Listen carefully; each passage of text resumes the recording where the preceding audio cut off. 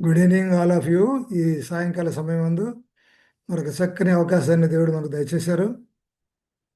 ఈరోజు మరి ప్రకటన గ్రంథం 7వ అధ్యాయాన్ని చదువుకోబోతున్నాం. పోయిన వారం 6వ అధ్యాయాన్ని చదువుకున్నాం. ఈ 6, 7 అధ్యాయాలు కలిసి మనకు 7 ముద్రల గురించి రాయబడి ఉన్నాయి. 8వ అధ్యాయంలో 1వ వచనం కూడా ఉన్నది. అయితే పోయిన వారం 6వ అధ్యాయాన్ని పూర్తిగా చదువుకున్నాం. కొన్ని విషయాలు ఆఖరిలో కొన్ని ముద్రల గురించి 5, 6 ముద్రల గురించి ఎక్కువ వివరాలు మీరు తెలుసుకోలేదు. అయితే నలుగురు రౌతులు గుర్రాల మీద వెళుతున్నట్టుగా, వారు స్వారీ చేస్తున్నట్టుగా 4 ముద్రల గురించి బాగా వివరాలు మనం తెలుసుకున్నాం. అయితే ఇప్పుడు వాటి వెళ్ళక మునుపు మరొకసారి పునర్విమర్శ చేసుకుని ఇప్పుడు 7వ అధ్యాయానికి వెళదాం. ప్రకటన 6వ అధ్యాయంలో మనం చూసినట్లయితే అది యోహాను చూశారు. ఆయన చూసినటువంటి ఆ దర్శనంలో 4 రౌతులు వారి గుర్రాల మీద స్వారీ చేస్తున్నారు. మొట్టమొదట తెల్లని గుర్రం కనపడింది. ఆ రౌతు యొక్క చేతిలో ఒక విల్లు కూడా ఉన్నట్లు ఉంది. కాబట్టి ఇది మొదటి దృశ్యము. ఈ 7 ముద్రలకు సంబంధించినటువంటి ఈ విషయాలన్నీ కూడా 7 కాలాలు, క్రైస్తవ యుగంలో 7 కాలాలకు గుర్తుగా ఉన్నాయి. 7 సంఘాలు ఎలాగో వివరించినాయో, క్రైస్తవ యుగంలో ఉన్నటువంటి 7 కాలాల్లో 7 సంఘాలు ఏ విధంగా ఉన్నాయో, అదే రీతిగా 7 కాలాల్లో ఇక్కడ రాజకీయ పరిస్థితులు ఎలాగ ఉన్నాయి అనేది ఇక ముద్రల ద్వారా వివరించబడింది. దేవుని సంఘం ఎలాగా ఈ యొక్క రాజకీయ సంఘాల వల్ల ఎఫెక్ట్ అయింది, లోక సంఘాలు ఎలాగ ఉన్నాయి అన్నటువంటి విషయాలు ఈ యొక్క ముద్రలో తెలియజేయబడ్డాయి. ఈ 4 వేరు రంగులు గుర్రాలు అంటే ఇవన్నీ చిహ్న రూపంలో అని మనం అర్థం చేసుకున్నాం. తెల్లని గుర్రం అని, ఎర్రని గుర్రం అని, నల్లని గుర్రం, పండువర్ణ గుర్రం, 4 రకాల గుర్రాలు కనపడ్డాయి. అంటే పరలోకంలో ఇలాంటి రంగులు కలిగిన గుర్రాలు ఉండవు కదా. కాబట్టి ఇవి యోహాను చూపబడిన దృశ్యాలు చిహ్న రూపమైనవి. ఈ చిహ్న రూపంలో మనం అర్థం చేసుకోవాలి. స్వారీ చేసే అతనిపై మృత్యు అని కూడా ఉంది. మృత్యు అనే వ్యక్తి కూడా కాదు. కాబట్టి చిహ్న రూపంలో మనం అర్థం చేసుకుంటున్నాం. 5వ ముద్ర ఇప్పుడు మన దగ్గరకు వచ్చినప్పుడు 5వ ముద్రను గురించి 4 ముద్రల వివరాలు బాగా వివరించాం. 5వ ముద్ర ఇచ్చినప్పుడు బలిపీఠం కింద వధింపబడినటువంటి ఆత్మలు మనకు కనబడ్డాయి. వారి ఆత్మలు పరలోకంలో, మరి ఈ ఆత్మలు అనేటువంటి ఇది కూడా చిహ్న రూపంగానే అర్థం చేసుకోవాలి. ఎందుకంటే ఒక పరిశుద్ధుల ఆత్మలు అక్కడ పరలోకంలో ఉండవు. యేసుప్రభు వారు వచ్చినప్పుడు మనం పరలోకానికి వెళతాం. మృతులైనటువంటి వారందరూ కూడా సమాధిలోనే ఉన్నారు. యేసుప్రభు వారు వచ్చినప్పుడు నీతిమంతులు లేపబడతారు, దుర్మార్గులు ఇంకా 1000 సంవత్సరాల వరకు భూమిలోనే ఉంటారు. కాబట్టి ఆత్మలు వేరుగానే శరీరాలు వేరుగా కూడా ఉండవు. చనిపోయిన వారు నిద్రిస్తున్నారు. ఇక్కడ ఒక చిహ్న రూపంలో బలిపీఠం కింద వధింపబడిన ఆత్మలు కనబడ్డారు. ఇది 5వ ముద్ర విప్పినప్పుడు జరిగింది. ఇక్కడ కాబట్టి ఇది చిహ్న రూపంలో పరలోకంలో బాధను అనిపించారు. కాబట్టి ఇది చిహ్న రూపంలో అర్థం చేసుకోవాలి. ఆ తర్వాత ఈ విషయాలు చూసిన తర్వాత అంటే ఇది పరలోకంలో జరిగే విషయాల గురించి 4వ అధ్యాయం చెప్పారు. కాబట్టి భవిష్యత్తు గురించి అని మనకు అర్థం చేస్తున్నాం. సో ఈ 7 ముద్రలు అనేవి క్రైస్తవ యుగ ప్రారంభం నుండి యేసు ప్రభువు రెండోసారి వచ్చే వరకు క్రైస్తవ సంఘంలో ఉండే మతపరమైన సంఘ లక్షణాలను గురించి 7 ముద్రలు తెలియజేస్తున్నాయి. ఈ ప్రవచనము యోహానుకు తెలియజేయబడినప్పుడు ఆయన ఆ విషయాలు నిజంగా జరగనట్టు చూడలేదు. కానీ 7 ముద్రలు గల గ్రంథం ఇవ్వబడినప్పుడు ఆ గ్రంథం ఎవరు చదవలేదు లేదా ఎవరు వర్ణించలేదు. కానీ అసలు వర్ణించబడిన విషయాలు చిహ్న రూపంలో, చెల్లించి గుర్రాలు రూపంలో, టీవీ కార్టూన్ రూపంలో చూపబడ్డాయి. సో ఈ వివరాలన్నీ కూడా మనం చదువుకుంటూ వచ్చాం. అయితే 5వ ముద్ర విప్పినప్పుడు 3వ ముద్ర, నల్లని గుర్రం 3వ ముద్ర, త్రాసేత పట్టుకొని కూర్చొని ఉన్నటువంటి రౌతున్నాడు.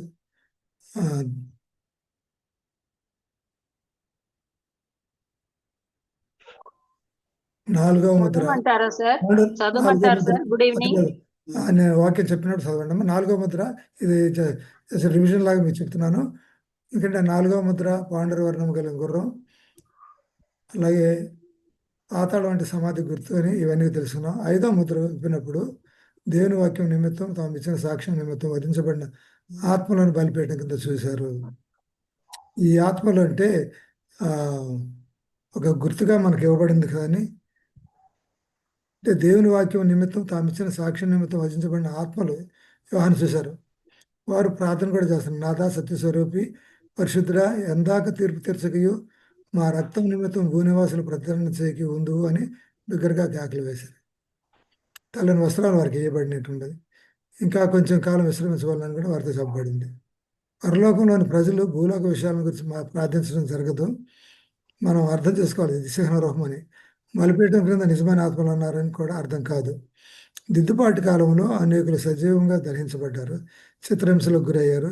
క్రైస్తవులకు శ్రమలు కలుగునని ముందే క్రీస్తు హెచ్చరించారు. కాబట్టి ఈ దిద్దుబాటు కాలంలో మరి అనేక మంది ప్రొటెస్టెంట్ క్రైస్తవులు రోమా సంఘం ద్వారా హింసించబడ్డారు. వారిని గురించి దేవుడు జ్ఞాపకం ఉంచుకుంటున్నాడు అనడానికి ఈ బలిపేట కింద వర్ధించబడిన ఆత్మలు గుర్తుగా ఉన్నారు చిహ్న రూపంలో. ఎంతోమంది ప్రొటెస్టెంట్ క్రైస్తవులు వారిని సజీవంగా కూడా స్తంభాలు కట్టి కాల్చివేశారు. వారు చేసిన తప్పు ఏంటంటే రోమా సంఘం వారు చెప్పినటువంటి విధంగా వారు చేయలేదు, ఆ విధంగా నమ్మలేదు. దేవుని వాక్యాన్ని వాళ్ళు చదవద్దన్నారు. వీరైతే దేవుని వాక్యాన్ని తర్జుమా చేసుకుని వాక్యాన్ని చదువుకుని ఇతరులతో పంచుకునేవారు. అందుకని వారిని హింసించారనమాట. ఈ ఈ హింసల గురించి మరి తుయితార 7 సంఘాల విషయం చదువుకున్నప్పుడు తుయితార సంఘంలో కూడా మనం చూసి మహాశ్రమకాలం కలిగింది. ఆ శ్రమకాలంలో శ్రమకాలం ఇక్కడ 5వ ముద్రలో ఉన్నటువంటి ఈ బలిపీఠ కింద హతసాక్షులు ఒకే కాలానికి గుర్తుగా మనం అర్థం చేసుకోవాలి. దానియేలు 7వ అధ్యాయంలో మనకి చెప్పబడినట్లుగా చిన్న కొమ్ము చేసినటువంటి ఘోరమైనటువంటి పనులు, దేవునికి వ్యతిరేకమైన పనులు చేశారు. ఆ విషయాలు ఇక్కడ దాన్ని బట్టి అనేక మంది హింసించబడ్డారు. అది 5వ ముద్రలో చెప్పబడింది. ఇప్పుడు 6వ ముద్ర చెప్పినప్పుడు నేను చూడగా పెద్ద భూకంపం కలిగింది. సూర్యుడి కంబడి వల్ల నలిపాయాడు, చంద్రబింబం అంత రక్తవర్ణమైన పెద్ద గాలి చేత ఊగిలాడు అంజూరపు చెట్టు నుండి అకాలపు కాయలు రాలునట్టు ఆకాశ నక్షత్రం భూమి మీద రాలేను. మరియు ఆకాశ మండలం చుట్టబడిన గ్రంథం వల్లనే తొలగిపోయాను. ప్రతి కొండయు ప్రతి దీపం వాటి స్థానం తప్పిను. కాబట్టి 6వ ముద్ర తెలిపినప్పుడు అనేక భూకంపం జరిగింది. సూర్యుడి చీకటి కనిపెట్టి చంద్రబిందం రక్తవర్ణం అయిపోయింది. పెద్ద గాలి ఊగినట్లుగా అంజూరపు చెట్టు నుండి ఆ కాలంలో కాయలు రాలినట్లుగా ఆకాశం మండలం నుండి నక్షత్రాలు రాలినాయి. వీటిని గురించి కూడా మనం మాట్లాడుకున్నాం. నవంబరు 1వ తారీఖు 1755లో లిస్బన్ భూకంపం జరిగింది. ఇది పోర్చుగల్లో జరిగింది. ఇది చాలా ఘోరమైనది. మరి 1500 మంది మరణించారు. సూర్యుడి చీకటి కమ్మటం అనేది మే 19, 1780లో జరిగింది. 40,000 చదరపు కిలోమీటర్ల విస్తీర్ణంలో న్యూ ఇంగ్లాండ్, అమెరికాలో సూర్యుడి చీకటి కమ్మాడు. 2 నుంచి 3 గంటల మధ్యాహ్న సమయంలో లోకం అంతమయ్యే కాలం అయ్యి వచ్చిందని కూడా ప్రజలు తలంచారు. చీకటి వచ్చింది. ఆకాశం నుండి ఉల్కలు రాలినవి. ఈ ఉల్కలు రాలినటువంటి విషయాల్ని మనకు నవంబర్ 13, 1833 అమెరికా దేశం తూర్పు భాగంలో సాయంకాలం 9 గంటల నుండి ఉదయం 6 గంటల వరకు చాలా ఎక్కువ సంఖ్యలో ఉల్కలు ఆకాశం నుండి రాలిని. అయితే తెల్లవారుజామున 4 గంటల సమయంలో అయితే ఆ రోజు రాత్రి ఎక్కువ అత్యధికంగా రాలినట్టుంది. సాధారణంగా గంటకు 10 చొప్పున పడవచ్చు. అయితే ఆ రాత్రి గంటకు 60,000 చొప్పున పడినట్లుగా అంచనా వేయబడింది. ఉల్కాపాతంపై నవీన అధ్యయనం ఇంకా జరుగుతూనే ఉంది. కారణాలన్నీ ఎందుకని. అయితే ఈ 3 సంభవాలు ప్రజలకు అంత్యకాలాన్ని గురించిన ప్రత్యేక హెచ్చరికలు ఇచ్చటకు గాను సంభవించినవి మనం అర్థం చేసుకోవాలి. చెవులు గలవాడు వినుగాక అని చెప్పినట్లు అంత్యకాల ప్రారంభం గురించి, పరిశీలన తీర్పు ప్రారంభం గురించి హెచ్చరిక చేయడానికి ఈ సంభవాలు జరిగినాయి. ఆనాటి ప్రజలు వాటిని చూసి నమ్మారు. అయితే వాక్యము చూడక నమ్మిన వారు ధన్యులని చెప్పబడుతున్నది. యోహాను 20:29లో. దానియేలు 8:14 ప్రకారం 2300 దినముల ప్రవచన అంతమందు మనిషి కుమారుడు మేఘాల పైన పరలోక ఆలయంలోనికి దేవుని సింహాసనం ఎద్దుకు వచ్చినట్లుగా దానియేలు గ్రంథం 7:13, 14 వచనాలు వివరించడం జరిగింది. చదివా మనం. కాబట్టి ఇది క్రీస్తు 2వ రాకడ దృశ్యం కాదు, కానీ పరిశీలన తీర్పు ప్రారంభం అవడానికి గుర్తుగా చూపబడినది. ఇది దానియేలు గ్రంథం 7వ అధ్యాయం. దానియేలు గ్రంథం 7వ అధ్యాయంలో చూపబడినటువంటి పరలోక దర్శనము, దేవుని సింహాసనం అనేది పరిశీలన తీర్పుకు సంబంధించింది. యోహాను చూసినటువంటి ఇక్కడ 5, 6 అధ్యాయాల్లోనూ దేవుని సింహాసనం చూసింది. 4, 5 నుంచి ఈ దేవుని సింహాసనం కూడా దేవుడు తండ్రి అయిన దేవుడితో ఉంటాం. తర్వాత కుమారుడు కలిసి ఆ యొక్క 7 ముద్రలు కలిగినటువంటి గ్రంథాన్ని తేవటం, ఈ విషయాలు మాట్లాడతారు. ఈ సింహాసనం వేరు, ఇది పరిశుద్ధ స్థలంలో ఉన్నటువంటి సింహాసనం. దానియేలు చూసింది ప్రత్యేకమైన స్థలంలో పరిశీలన తీర్పు జరిగినటువంటి సింహాసనం. పోతే ఇప్పుడు ప్రకటన 6 అధ్యాయంలో 15, 17 వచనాల్లో ఒక ప్రశ్న వేయబడింది. భూరాజులను, గనులను, సహస్రాధిపతులను, ధనికులను, బలిష్ఠులను, ప్రతి దాసుడును, ప్రతి స్వతంత్రుడును కొండ గుహల్లోను బండ సందులోను దాగుకొని సింహాసనాసీనుడయ్యున్న వాని యొక్కయు గొర్రెపిల్ల యొక్కయు ఉగ్రత మహాధనము వచ్చును, దానికి తాళజాలిన వాడెవడు. మీరు మా మీద పడి ఆయన సన్నిధికిని గొర్రెపిల్ల ఉగ్రతకును మమ్మను మరుగు చేయడి అని పర్వతాలతోనూ బండలతోనూ చెప్పుచున్నారు. ఇక్కడ ఈ యొక్క ప్రశ్న ఏంటంటే, ఈ యొక్క ఆరో మొదటి అది ప్రశ్న, సింహాసనాసీనుడైన వాని యొక్కయు గొర్రెపిల్ల యొక్కయు ఉగ్రత మహాధనం వచ్చును, దానికి తాళజాడిన వాడేవాడు. ఈ ప్రశ్నకి సమాధానం మనం 7వ అధ్యాయంలో చూడబోతున్నాం. అయితే 7వ ముద్ర 8వ అధ్యాయంలో ఉన్నది. 8 వాటిలో ఉంది 7వ ముద్ర.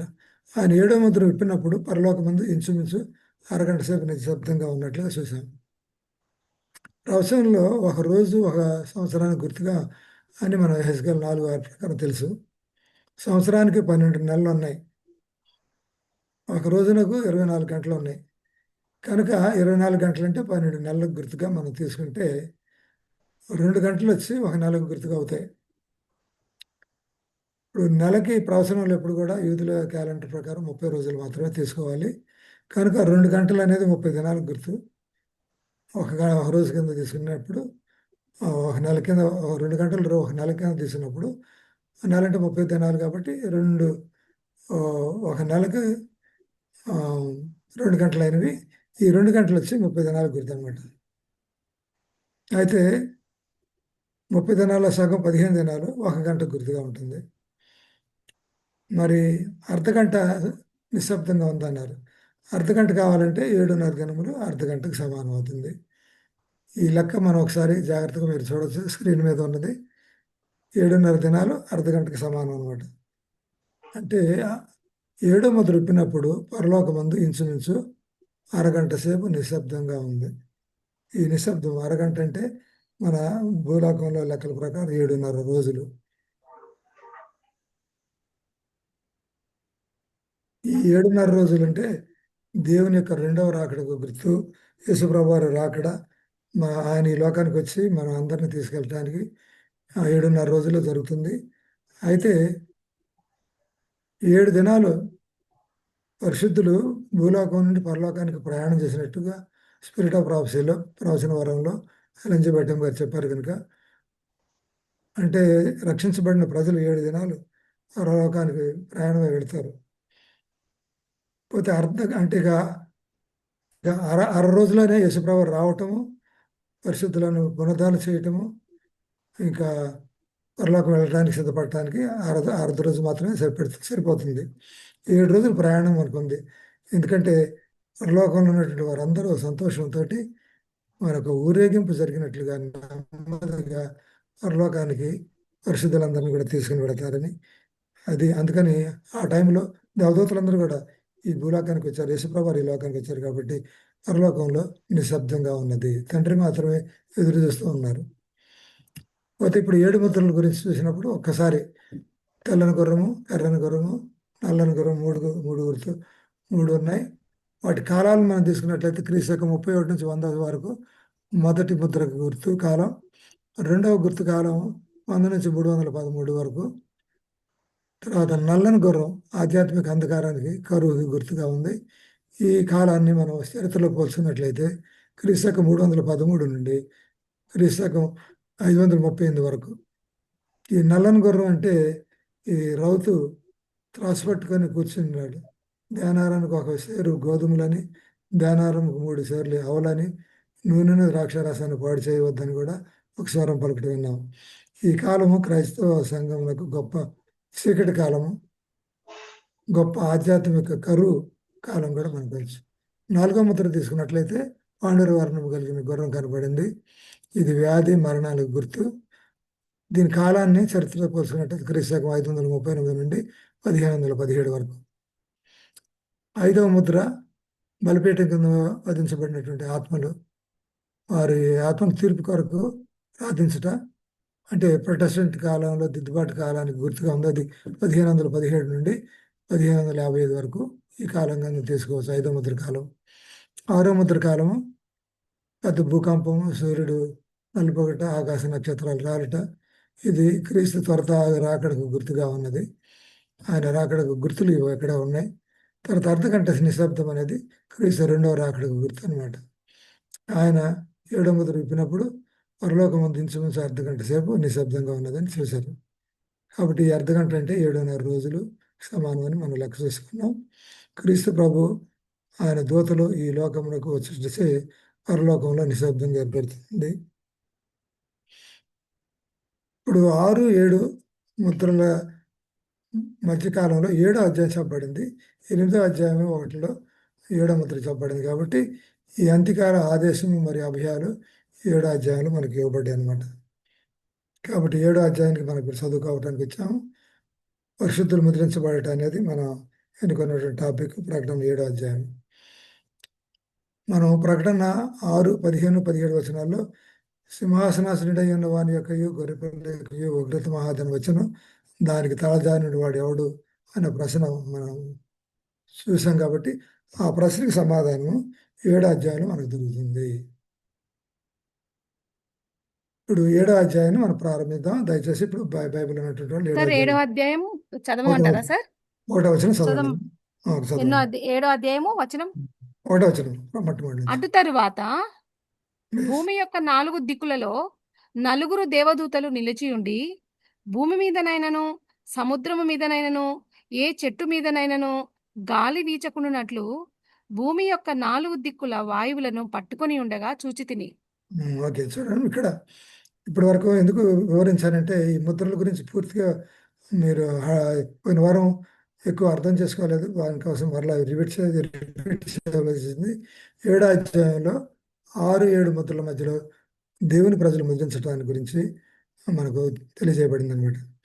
భూమి యొక్క 4 దిక్కులలో 4 దేవదూతలు నిలిచి ఉన్నారు. ఇక్కడ భూమి మీదనైనను సముద్రం మీదనైనను ఏ చెట్టు మీదనైనను గాలి వీసుకుంటున్నట్లు భూమి యొక్క 4 దిక్కుల వాయువులను పట్టుకొని ఉండగా చూసితిని.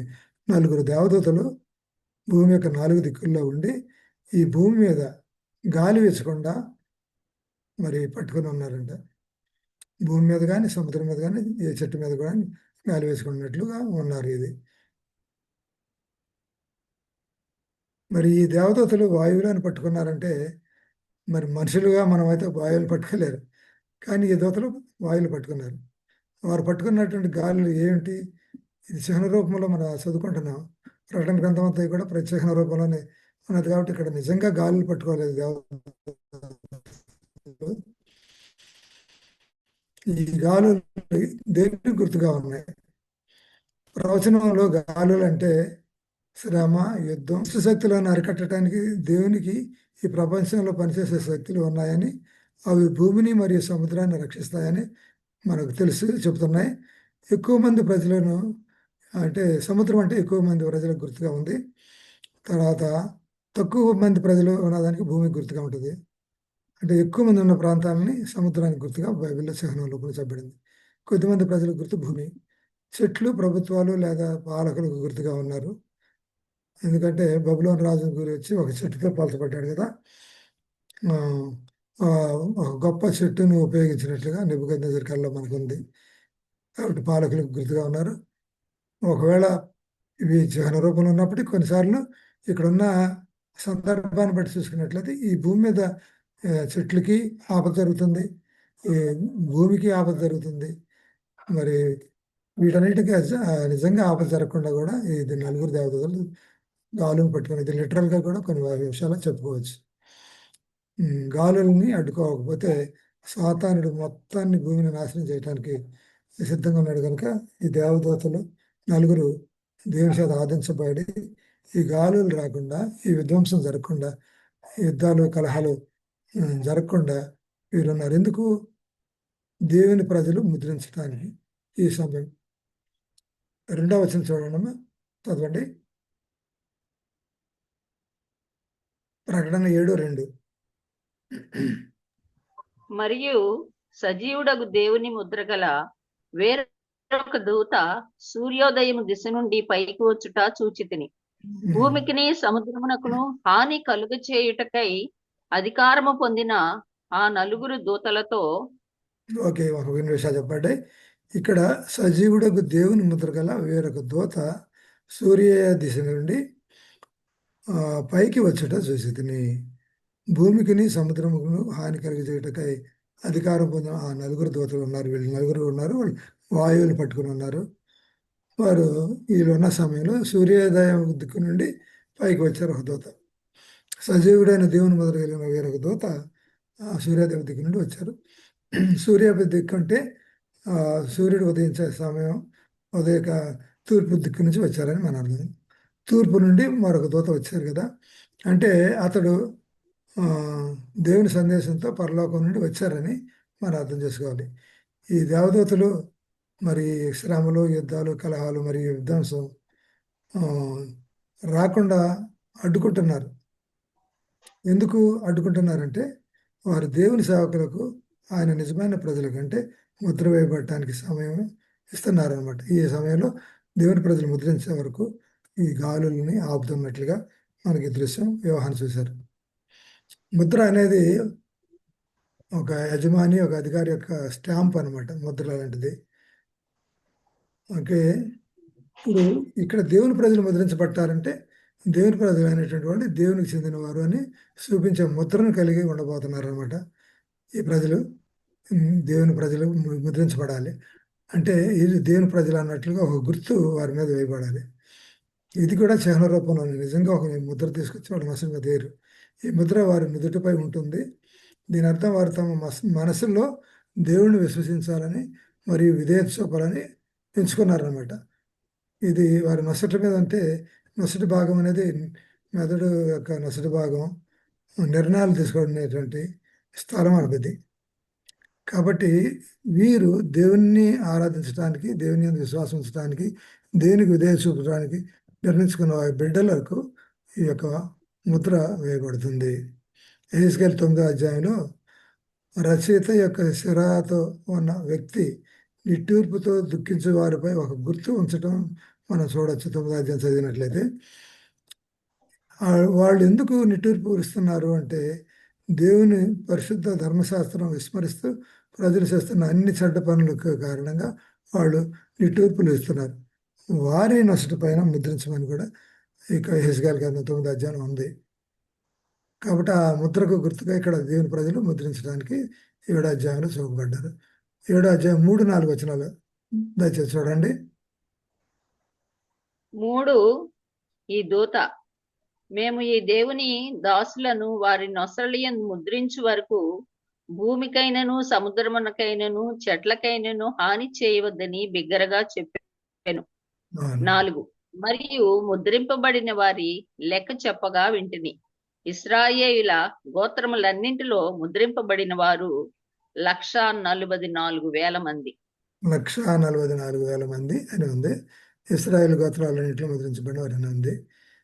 ఈ దూత, మేము మా దేవుని దాసులను వారి నొసలయందు ముద్రించే వరకు భూమికైనను సముద్రములకైనను చెట్లకైనను హాని చేయవద్దని బిగ్గరగా చెప్పాను. ఇవి చిహ్న రూపంగా తీసుకోవాలి. చెట్లు అనేవి అధికారులకు, రాజులకు గుర్తు, లేకపోతే భూమి మీద ఉన్న చెట్లు కూడా ప్రకృతి సంపద గుర్తు. కాబట్టి వీటికి ఏవి కూడా హాని జరగకుండా ఉండాలి అని. తర్వాత దేవుని ప్రజలు ముద్రించబడ్డారు, వారు లెక్కించబడ్డారు. వారు ఇశ్రాయేలు గోత్రాల ప్రక్కన లెక్కించబడితే 144,000 మంది ఉన్నారు. ఇప్పుడు ప్రకటన గ్రంథంలో మనం క్రొత్త నిబంధనలో ఇశ్రాయేలు ప్రజలు అంటే మనం లిటరల్గా ఇశ్రాయేల్ ప్రజల కింద తీసుకోకూడదు. క్రొత్త నిబంధనలో ఇశ్రాయేలీలు అంటే ఆధ్యాత్మిక ఇశ్రాయేలీలు. మీరు అబ్రహాం సంతానం అంటే నిజంగా లిటరల్గా అబ్రహాం సంతానం కాదు, కానీ విశ్వాసం ద్వారా ఆధ్యాత్మికంగా దేవుని యందు విశ్వాసించిన ప్రజలు గుర్తుగా ఉన్నారు. సో ఇక్కడ కొత్త నిబంధనలు ఇశ్రాయేలీలు అంటే ఆ, నిజమైన ఇశ్రాయేల్ ప్రజలు కాదు, కానీ అక్షరార్థమైన ప్రజలు కాదు, కానీ ఆధ్యాత్మికంగా మోడర్న్ మన నవీన ఇశ్రాయేలీలు క్రైస్తవులు అనమాట. దేవుని యందు విశ్వాసించిన క్రైస్తవులకు గుర్తుగా మనం అర్థం చేసుకోవాలి. తర్వాత ఈ ముద్ర అంటే ఏడవ దిన సబ్బాతు ఓకే, 7వ దిన సబ్బాతు అనునది దేవుని 10 ఆజ్ఞల చట్టములో ఉన్న దేవుని ముద్ర. 4వ ఆజ్ఞలో దేవుని పేరు చెప్పబడిన ఏకైక చోటు ఇక్కడే. నీ దేవుడైన యెహోవా, ఆయన భూభాగం, ఆయన పరిధి, ఆకాశం మరియు భూమి మరియు ఆయన అధికార హోదా, సృష్టికర్త, దేవుడి ముద్రింపబడిన ప్రజలు ఆయన యొక్క నిజమైన సబ్బాతును గైకొందురు. ఎందుకంటే ఈ ముద్ర గురించి మాట్లాడినప్పుడు ఆ దేవునికి ఒక ముద్ర ఉన్నది, దేవుని ఆజ్ఞలో కూడా ఒక ముద్ర ఉన్నది. ముఖ్యంగా 10 ఆజ్ఞల్లో మనం చూసినట్లయితే, దేవుని ధర్మశాస్త్రాన్ని చూసినట్లయితే 4వ ఆజ్ఞలో దేవుని యొక్క పేరు యెహోవా అని, ఆయన సృష్టికర్త, ఆకాశము, భూమి, సముద్రము సమస్తాన్ని సృష్టించినవాడు. కాబట్టి ఆయన పరిధి ఈ భూలోకము అంటే పరలోకము, ఆకాశాలు, భూమి, సముద్రము, జలధారలు సమస్తం కూడా గుర్తుగా ఉంది. తర్వాత ఆయన పేరు యెహోవా పేరు ఉన్నది. ఆకాశం మరియు ఇవి సమస్తం కూడా, భూమి, జలధారలు అన్నీ కూడా ఆయన పరిధి కింద ఉన్నాయి. ఆయన సృష్టించారు కాబట్టి ఆయన సృష్టికర్త అని పేరు ఉంది. కనుక ఈ ముద్ర దేవుని యొక్క 4వ ఆజ్ఞలో దాచబడి ఉన్నది. కనుక దేవుని యొక్క ముద్రించబడ్డ ప్రజలు దేవుని యొక్క 4 ఆజ్ఞలు కూడా, అంటే ఈ 4 ఆజ్ఞలు కూడా ఆచరిస్తూ దేవుని ఆజ్ఞలన్నిటిని ఆచరించే ప్రజలుగా ఉంటారంటానికి ఈ గుర్తు మనం దేవుని 4వ ఆజ్ఞలో ఉన్నది అంటాం. ప్రకటన 7వ అధ్యాయము 5 నుంచి 8 వచనాలు చూసినట్లయితే వారి లెక్క, ఒక్కొక్క గోత్రం వారి లెక్కకు రాయబడింది. ఒకసారి చదువుదాం. 5 యూదా గోత్రంలో ముద్రింపబడిన వారు 12,000 మంది. రూబేను గోత్రములో 12,000 మంది. గాదు గోత్రములో 12,000 మంది. ఆషేరు గోత్రములో 12,000 మంది. నఫ్తాలి గోత్రములో 12,000 మంది. మనష్షే గోత్రములో 12,000 మంది. షిమ్యోను గోత్రములో 12,000 మంది. లేవి గోత్రములో 12,000 మంది. ఇస్సాకారు గోత్రములో 12,000 మంది. జెబూలూన్ గోత్రములో 12,000 మంది. యోసేపు గోత్రములో 12,000 మంది. బెన్యామీన్ గోత్రములను 12,000 మంది ముద్రింపబడిరి. చూసారా, ఇవన్నీ ఈ 12 గోత్రాల్లో ఒక్కొక్కరు 12,000 మంది అన్నట్టు ఉంది. ఈ 12,000 మంది ఒక్కొక్క గోత్రం అంటే లిటరల్గా కాదని చెప్పాం కదా.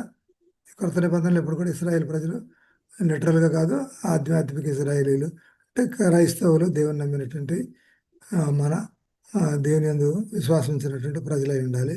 ఈ గోత్రం అనేది వారి యొక్క ఆ పేర్లు, ఆ గోత్రంలో వారి యొక్క ఇశ్రాయేలీల పేర్లు, వారి యొక్క గుణ లక్షణాలకు గుర్తుగానే కొంతమంది కామెంటేటర్స్ చెప్తున్నారు. కాబట్టి ఈ క్రైస్తవులు ఈ వీరి గుణాలు కలిగినటువంటి వారు ముద్రించబడినట్లుగా మనం ఈ యొక్క వచనాల్లో 5 నుంచి 8 వచనాల్లో చూసాం.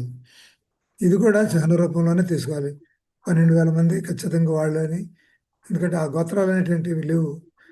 వీరికి ఒక ప్రత్యేకమైన అనుభవం, వీరికి ఒక ప్రత్యేక అనుభవం ఉంది. పరలోకంలో రక్షింపబడిన వారందరూ పరీక్షల గుండా వెళ్ళిన వారే, అయితే జయించు వారుగా ఉంటారు.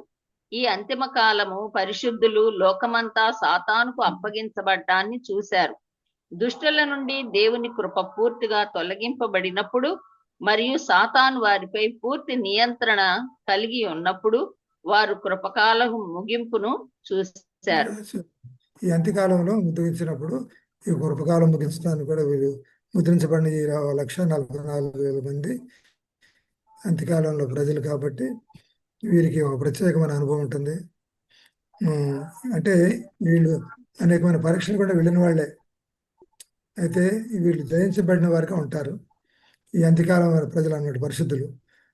ఈ లోకమంతమందు ఈ లోకమంతా కూడా ఇక దేవుని యొక్క అదుపు ఆ దేవదూతలు ఎప్పుడైతే ఆ గాలులు వీచటం ఆఫ్ చేశారో ఈ యొక్క శ్రమలన్నింటినీ తీసుకుని వచ్చి సాతానుడు ఎల్లకల్లం చేస్తారు. కృపకాలం ముగించిపోతుంది. వీటన్నింటిలో నుండి ఈ అనుభవాల నుంచి పైకి వచ్చినటువంటి వాళ్ళు ఈ 1,44,000 మంది ఈ ప్రత్యేకమైన ప్రజలు ముద్రించబడినటువంటి వారు అనమాట. అంటే ఈ ముద్రను గురించి మాట్లాడినప్పుడు ప్రకటన 14 అధ్యాయంలో కూడా ముద్రించబడిన వారి గురించి ఉందండి. 14:1 కూడా స్క్రీన్ మీద ఉందో చూడండి. ప్రకటన 14:1 పై వచనమును బట్టి దేవుని ముద్ర అనగా దేవుని నామమును దేవుని నామము 1,44,000 మంది నొసళ్లపై లిఖింపబడునని తెలుసుకొంచున్నాము. దేవుని నామము ఆయన గుణగణములకు గుర్తుగా వాడబడు అనగా అంత్యకాలములో జీవించు ప్రజలను దేవుడు ఆయన నామంతో ముద్రించును. ఆయన పేరు గుణగణములు అంత్యకాల ప్రజలతో అభివృద్ధి పరిచి వారిని ముద్రించునని భావము. భూమి యొక్క 4 దిక్కుల నుండి వచ్చు ప్రజలను వాయువుల ద్వారా జరగబో భయంకరమైన సందేశముల నుండి కాపాడుటకు గాను దేవుడు ఆయన ప్రజలను ప్రత్యేకముగా ముద్రించును. ఇది జరిగిన తరువాత భయంకరమైన అంతిమ 7 తెగుళ్ళ ద్వారా దుర్మార్గులను దేవుడు శిక్షించును. ప్రకటన 14వ అధ్యాయంలో చిహ్న రూపంలో చూపబడిన 3 దేవదూతల ద్వారా అన్ని దేశములకు ప్రతి ప్రజకు ఆయా భాషలు మాట్లాడు వారికి ప్రతి ఒక్కరికి సువార్త అందించబడినట్లు చూపబడెను. సువార్తను వినిన వారు దానిని అంగీకరించి మారు మనసు పొందుట ద్వారా రక్షించబడుదురు. అంగీకరించని వారు చివరగా శిక్షించబడుదురు. ముద్రింపబడిన 1,44,000 మంది ప్రజలు వాస్తవంగా శారీరక రీత్యా ఇశ్రాయేలు గోత్ర ప్రజలు అని చెప్పుటకు వీలు లేదు. 12 గోత్రముల పేర్లు క్రమము పాత నిబంధనలో ప్రకటన గ్రంథములోను వేరువేరుగా ఉన్నది. ఆదికాండము 49వ అధ్యాయము, ప్రకటన 7వ అధ్యాయము. ఇప్పుడు ప్రకటన 7 అధ్యాయంలో ఉన్న లిస్టుకి ఆదికాండ 49వ అధ్యాయంలో ఉన్నటువంటి 12 గోత్రాల లిస్టుకి తేడా ఉంది. ఇక్కడ దాని గోత్రం పేరు రాయలేదు ప్రకటన గ్రంథంలో. కాబట్టి వాళ్ళు లిటరల్గా ఆ గోత్ర వారని చెప్పడానికి కూడా లేదు. అందుట్లో ఈ ప్రకటన గ్రంథం అనేది చిహ్న రూపణ చెప్పడం కనుక ఆధ్యాత్మిక ఇశ్రాయేలుగా మనం గుర్తుంచుకోవాలి. ఇక్కడ ప్రకటన గ్రంథంలో దాని గోత్రం చెప్పబడలేదు. 48 అధ్యాయాల్లో అంత్యకాలపు ప్రజలను గూర్చి వర్ణించుచు అచ్చటవ దాను గోత్రీయులు గూర్చి చెప్పబడింది కనుక ప్రకటనలో చెప్పబడిన వీరు ప్రత్యేకమైన దేవుని గుణగణములను అభివృద్ధి పరచుచున్న అంత్యకాల ప్రజలు. వీరు ఆధ్యాత్మిక ఇశ్రాయేలు, అక్షరార్థముగా ఇశ్రాయేలు వంశస్థులు కారు. వీరికున్న గుణగణములు గమనించుదాం. దేవుని ముద్ర ఉన్న ప్రజలు వీరు. ప్రకటన గ్రంథం 7వ అధ్యాయము 2 నుంచి 2 వరకు. వీరు క్రీస్తుని ఎదుర్కొని దేవుని ఎదుటన నిలబడుదురు. దేవుని నుండి తప్పించుకుంటారు వీళ్ళు. యేసుప్రభు అంటే వీరు యేసుక్రీస్తు వారి ఎదుట దేవుని ఎదుట నిలబడతారు, దేవుని ఉగ్రత నుండి తప్పించుకుంటారు. ప్రకటన 6:17. మూడవ గుర్తు ఏంటంటే వీళ్ళకి సియోను పర్వతంపై దేవుని గొర్రెపిల్లతో ఉన్నవారు వీళ్ళు. తర్వాత 4వది వీరి నోట ఏ అబద్ధము కనబడలేదు, వీరు అనింద్యులు అని ప్రకటన 14:5లో ఉంది. 5వ గుర్తు వారికి ఉన్నది ఏంటంటే వీరు స్త్రీ సాంగత్యం అభ్యర్థులు కాని వారు, ప్రకటన 14:4. 6వ గుర్తు వీరికి ఉందంటే వీరు క్రొత్త కీర్తన పాడతారు, మరి ఎవరునూ ఆ కీర్తనను నేర్చుకుని జాలరు, ప్రకటన 14:3లో ఉంది. కనుక దేవునిచే ఎన్నుకొనబడిన ప్రత్యేక ప్రజలు. వీరు ప్రభు ఆగమన సమయములో జీవించుచున్న పరిశుద్ధులు. అంటే ప్రభు వచ్చేటప్పుడు ముఖాముఖిగా చూసి దేవుని ఎదుర్కొనే వాళ్ళు, మరణాన్ని రుచి చూడకుండా అని ప్రజలను కూడా మరి కొంతమంది కామెంటేటర్స్ అనుకుంటున్నారు. అది వాస్తవం అనమాట. యేసుప్రభు వారు వచ్చినప్పుడు ఇక మరణాన్ని రుచి చూడకుండా మరి పునరుద్ధానం కాకుండా మరణించిన వాళ్ళు పునరుద్ధానం అవుతారు. జీవించినటువంటి వాళ్ళు మరణం పొందకుండానే వారు మార్పు పొందుతారు.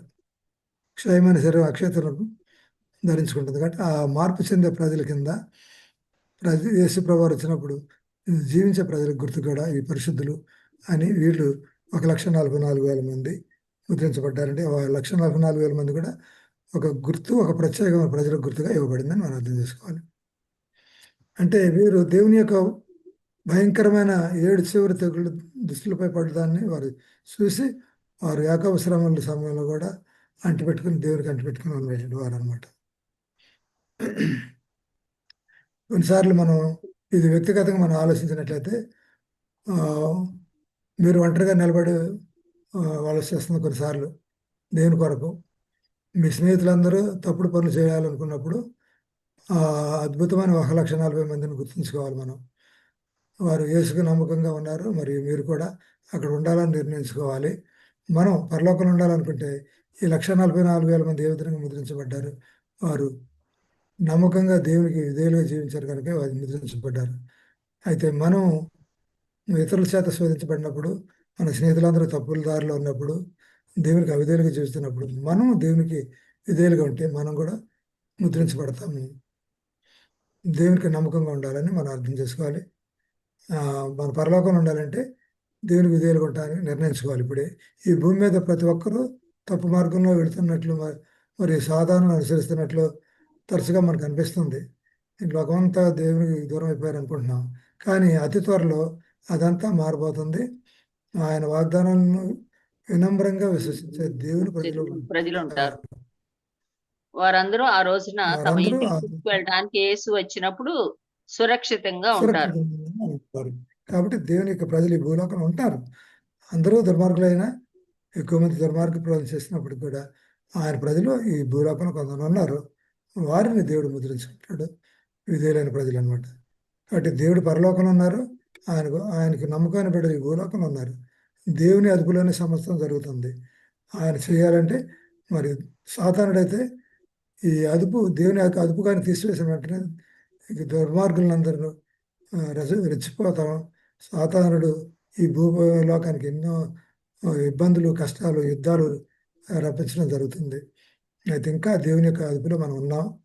ఈ అదుపు తగ్గిపోతే ఇక మనకు కృపకాలం ఎంత అవుతుంది? ఈ కృపకాలం ఉన్నప్పుడు మనం ముద్రించబడాలి.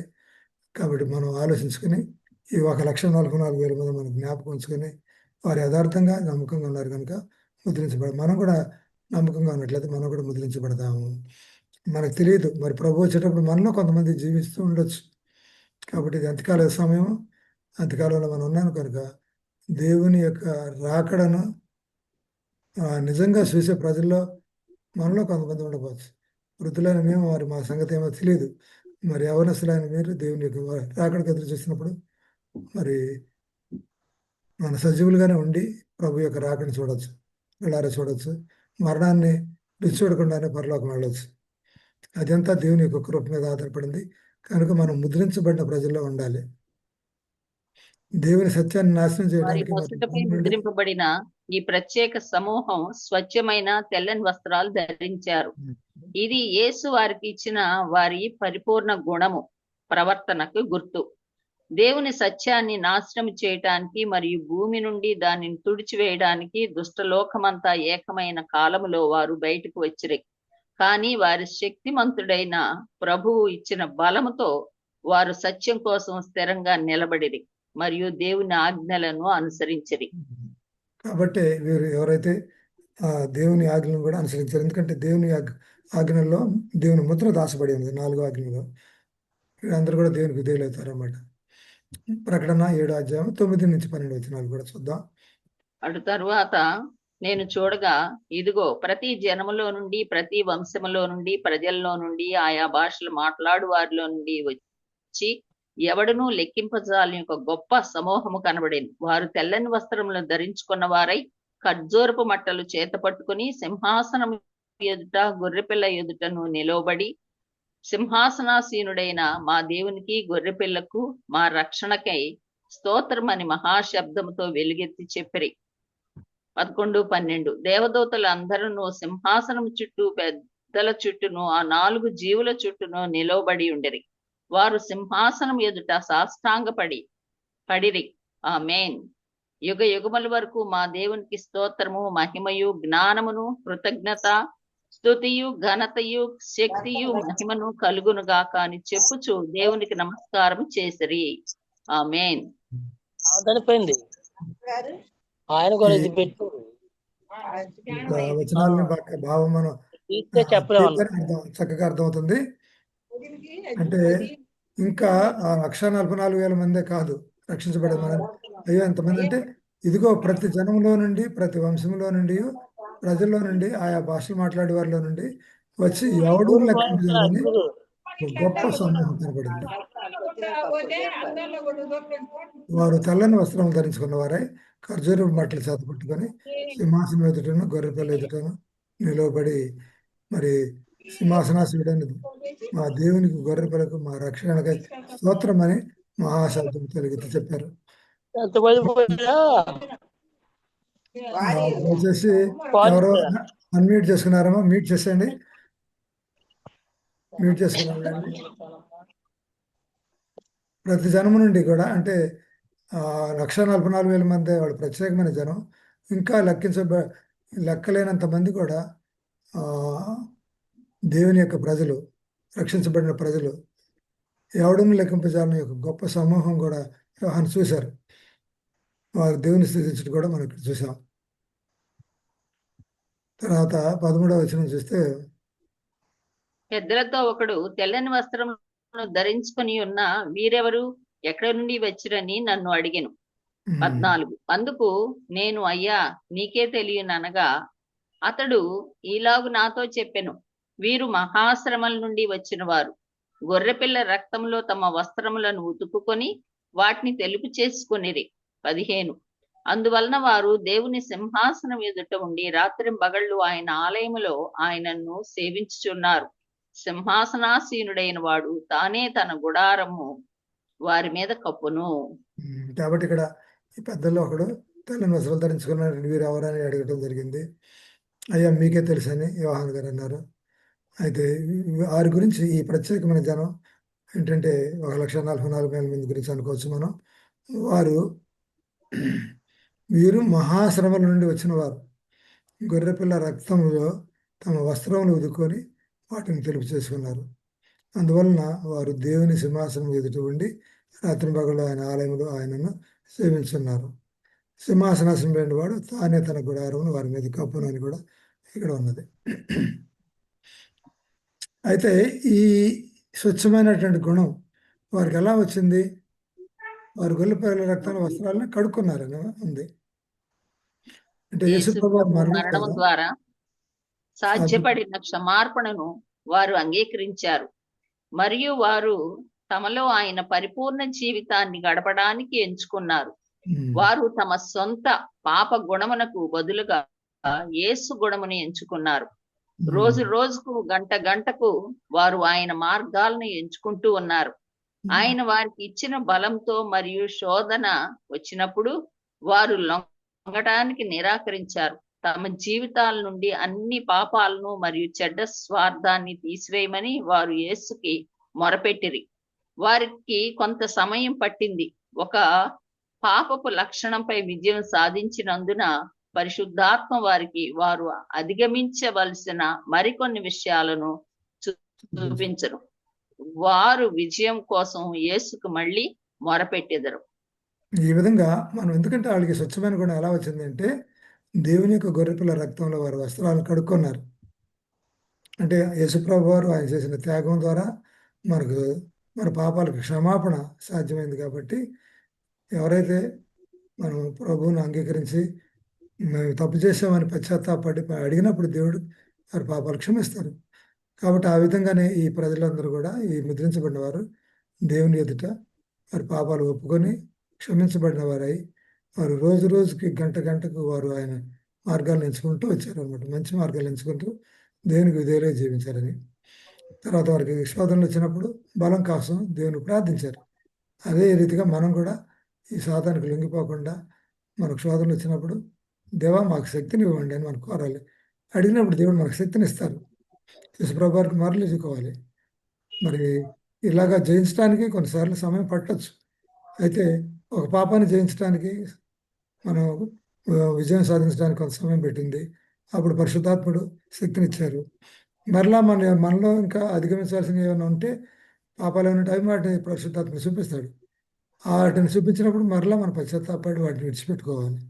ఈ రీతిగా మనం సంపూర్ణంగా మనలో ఉన్న పాపాలన్నిటిని విడిచిపెట్టి పాపాలను ఒప్పుకొని ఇక సంపూర్ణంగా దేవుని యొక్క గుణలక్షణాలు క్రీస్తు యేసు కలిగిన ఆ మనస్సు ఆ గుణలక్షణాలు మనలో పెంపొందించుకొని సాతాన్ని ఎదిరించి సిద్ధంగా ఉన్నప్పుడు మనం ముద్రించబడతాం.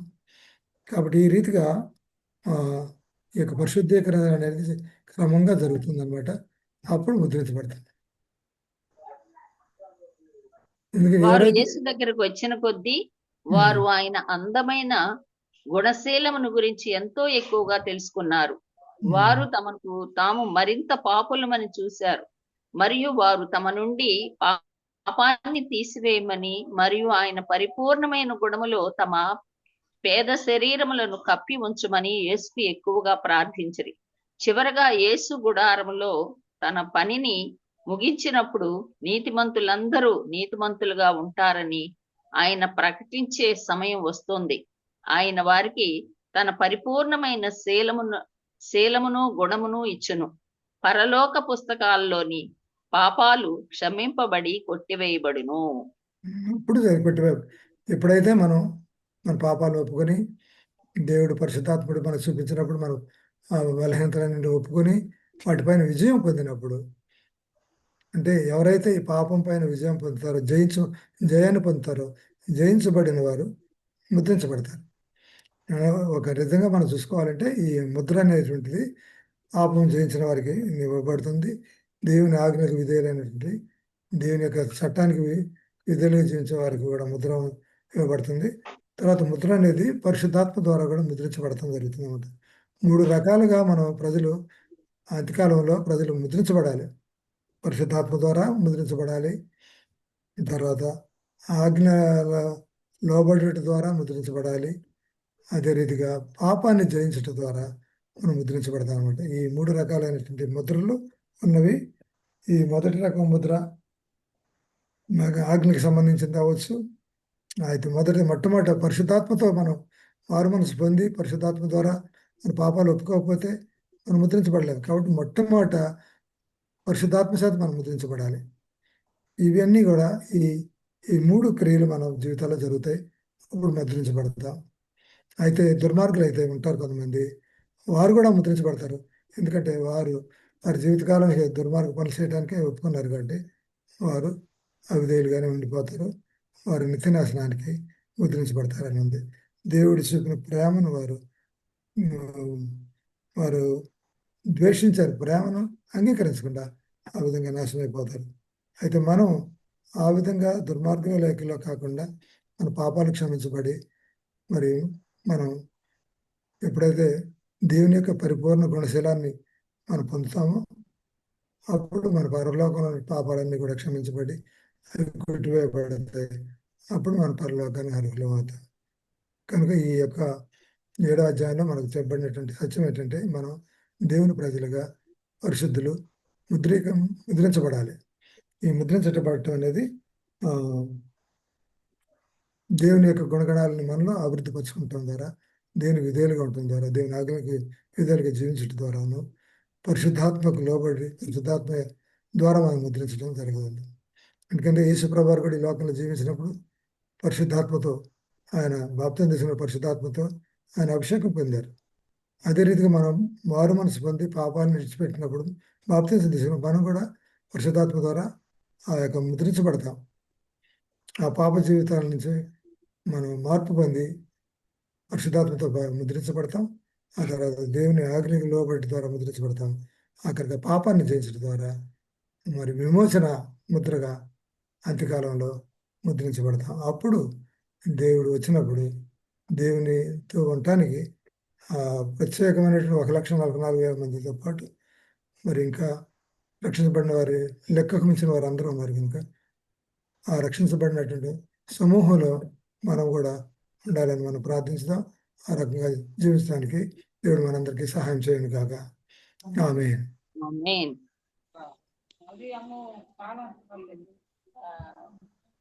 Thank you sir. ఎంత చక్కగా మాకు అందరికి వివరించారు మీరు. చాలా ధన్యవాదాలు సార్.